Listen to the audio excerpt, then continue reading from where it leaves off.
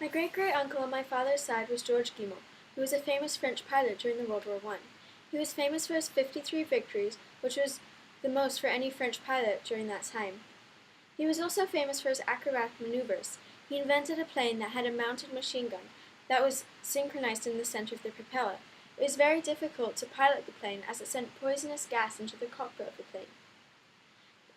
His plane was called the Vieux Charles, Old Charlie, and was a Spad, which was one of the best and fastest planes of his time. It was a biplane made of canvas, wool, steel, and wire. People loved him. They used to say that he could stop bullets with his fingers. This was because he was once shot in the finger, as well as his hand and arm.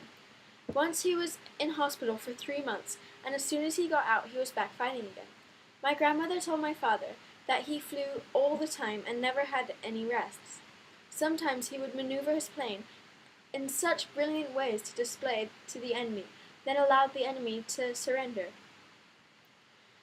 He fought in the Air Force from 1914 to 1917, and on the 11th of September 1917, when he was only 27 years old, his plane and body were lost in combat.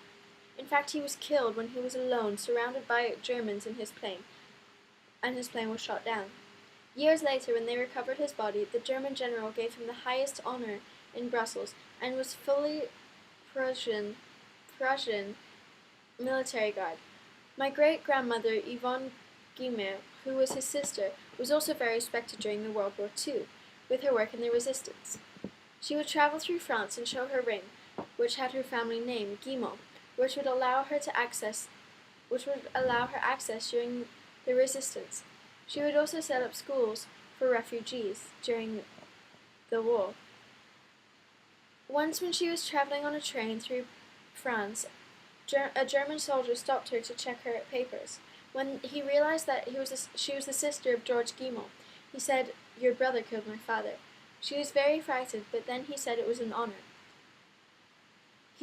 George Guimont was, and still is, considered a hero. He was most respected and loved at the time.